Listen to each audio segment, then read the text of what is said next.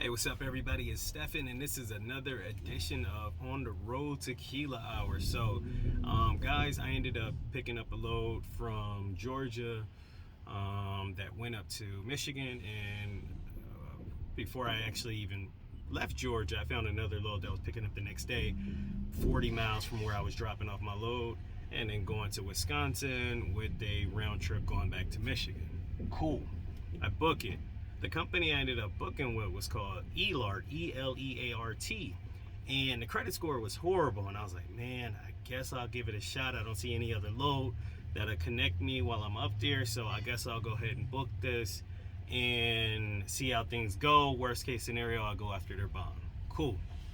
This dude at Eleart just keeps blowing me up. Okay, so before I get into that, first load, smooth, drop off one pallet. It was actually one pallet of machinery. It was oversized. It barely fit in my door. I think it was like 96 inches tall or something like that.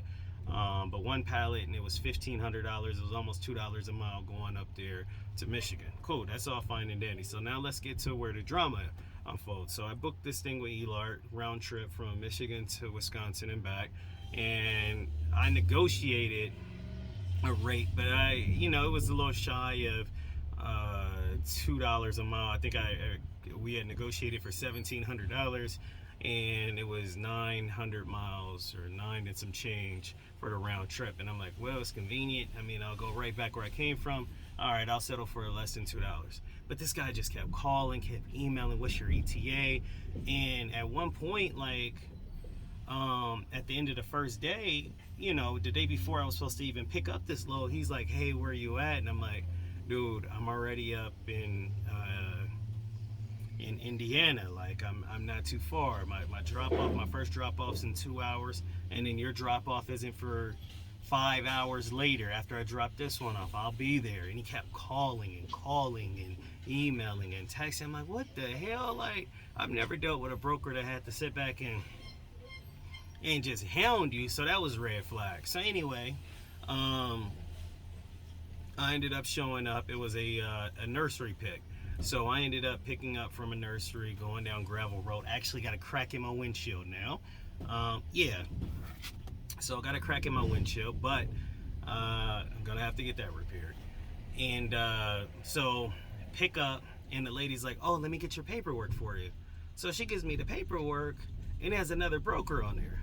And I'm like, this is weird. Like, I didn't book with them. Like, yeah, I've run freight with this carrier before, but I didn't book with them. So, I'm like, this is weird. So I hit up the broker, and I'm like, yo, what's going on? And Elart's like, the guy who I've been dealing with, who had been hounding me down for the last 30 hours or so, was gone now. So now it's his buddy there, or his coworker, and he's like, oh yeah, just tell him you were some USA Transport or some other carrier. And I'm like, no, I'm not with that carrier. Like, you guys are doing some shady business. It's like some double brokering or something going on. And they're like, no, everything's good. It's good. We work with them. So I'm like, okay, maybe they're doing like a co-brokering or something like that. So I told the shipper at the nursery. I said, hey, can you reach out to your broker and see who they booked with and how this is supposed to work out? And she calls her broker and was like, yeah, he's on the phone and he booked it with blah, blah, blah broker. The broker that's on the paperwork. So I'm like, yo, can you get in contact with them? I need to, make sure this is straight, because I'm not trying to be in a situation where I'm not getting paid. So I ended up reaching out to that other broker, and they're like, are you such and such? Are you Zach? And I'm like, no. And he's like, are you dealing with a dispatcher? No, I'm not dealing with anybody. I booked the rate. He's like, how'd you find the load? I was like, on DAT load board. You know what I'm saying? Like, Eleart posted the board. They sent me the Raycon and did their carrier package and whatnot. And he's like, I was like, is there a case that they may have been co-brokering with you? He's like, we sometimes deal with co-brokering where we have so many loads and we give it to other brokers to sit back and do it, but this isn't the case. Like, I have no knowledge. My assistant has no knowledge of it.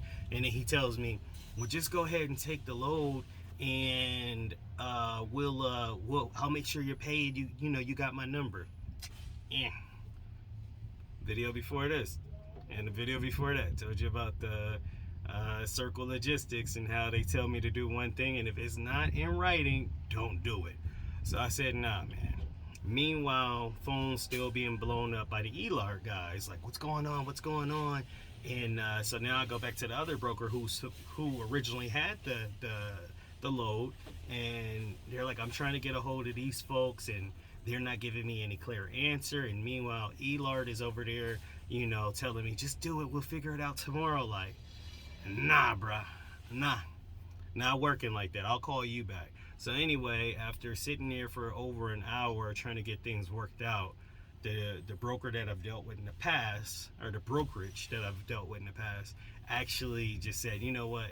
After I told him, I told him, I said, I can move this freight, but I'm gonna need you to send me a new Raycon, and you know, with you, from you, and that's the only way I'm going. He said, all right, cool. Talked to his manager, got the approval, and what ended up happening is ELART got this load for $2,200, and then they were going to skim $400 off of it and do nothing, just sitting behind the desk. So that's why they were so panicky and stuff, because it wasn't their actual load. They were double brokering it. So now, I mean, I got a chip windshield, but I got $400 more, $2,200. The load ends up being like $2.44 a mile. And yeah, this is a quick video. Don't want to be too long-winded, but I want you guys to pay attention to your paperwork and do not move this freight without having everything documented, and make sure you guys are on the same page. Don't forget to like and subscribe. Westside.